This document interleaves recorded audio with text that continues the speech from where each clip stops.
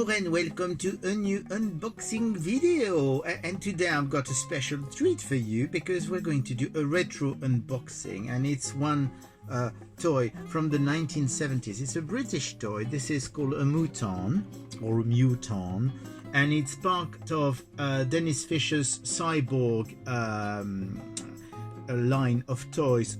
So basically it comes from the Japanese toys, which are called the Henshin Cyborg, and the Henshin Cyborg is actually a Japanese version of G.I. Joe. So originally they were like 12 inches figures, but instead of doing a proper G.I. Joe figure, they made it completely translucent and robotic and stuff. And the thing that's actually quite fun to know is that the Henshin Cyborg from Japan are actually the ancestors to the Micronauts that we all know, the tiny little Micronauts that were released by Mego in the late 70s. So Dennis Fisher in the UK decided to actually license the Henshin Cyborg, but instead of doing 12 inches versions, they actually released 8 inches versions, which are actually kind of fun because it goes with your Mego figures if you want to. They're slightly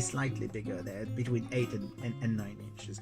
So the boxes are, so there are 3 figures in the collection, but the one I've got here is the Muton. So there is the Cyborg, who is the hero, Muton, who is one of the villain, and the second one, which was the Android, which was, all 3 of them were done in a very specific way, and in the same way. And basically what you could do is add accessories, and a bit like Micronauts, you could basically change appendages and everything. So so the boxes are actually superb, as you can see, and in the back there's always a story of who is the character.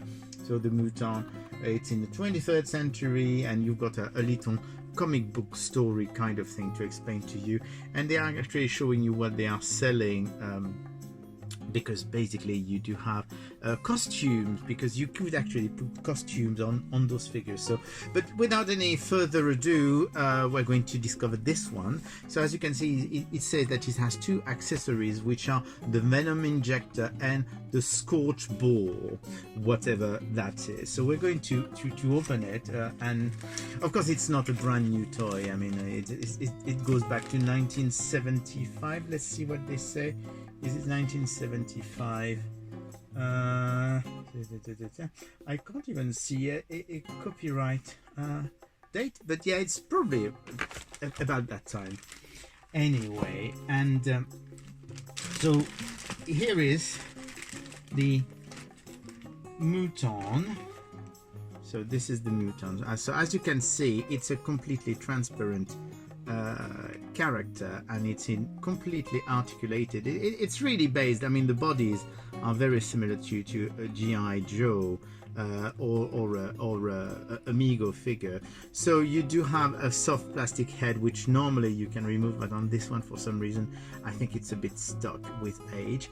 And then everything is articulated, as you can see. And the interesting thing is that you can actually dismantle very bits of the creature to actually make different put some different accessories. Like, for example, I mean, I'm going to show you. So as you can see, it's translucent, and you can see his organs through the body, and it's a very pretty thing. What is very interesting is that we're used with some soft plastics from the 1970s. I mean, Mego figures like this one are very, even though it's a hard plastic, it's still a softer plastic. This is a very hard, and actually some people are saying that it can become quite brittle with age, and as I can see, it makes actually some noise, squeaky noise. And you have to be very careful, because of course you've got an elastic here which is holding everything into place, and those elastics of course degrade with time. So as you can see, it's got his accessories here. So, but if you remove the accessories, I'm going to put it down for a second, because of course I've got the accessories here, but it's also got hands, so you can actually, instead of having the accessories like the scorch ball, which is this plastic bit with like a torch, and the venom injector, which is actually like some snake heads. It's difficult to see, of course, but if you get, yeah, that should be better. So those are some snake heads. You can actually replace those by the treater's hands, because they do have all those connectors, and it's a question of just putting the hands in the connector, and you've got a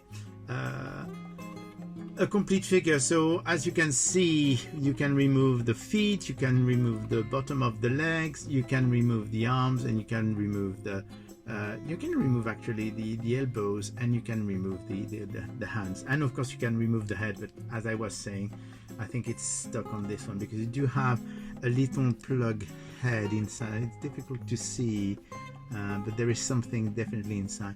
So here you go. It's a brilliant figure. It's absolutely fantastic. If you find it in the UK on the secondary market, you will find it between 100 and 200 or 300 pounds, depending on the condition or if it has the box. They are all often quite come broken, and they have problem with their elbow articulations, which can get quite brittle, or they're missing appendages and stuff. But this is really a very, very cool collection. So here you go. I just thought I would show you something different, something British that actually some Americans are looking for. And of course you do have the Japanese one, the Henshin Cyborg, but of course the Henshin Cyborg are much taller. Even though they did do one which was at the same scale, which is probably the basis for the Dennis Fisher one, which was like the child version or whatever. I can't remember what it was called at the moment. So here you go. This is the Muton from the Dennis Fisher Cyborg collection line. And hopefully you've enjoyed that for something a bit different, and I will see you again soon. Bye.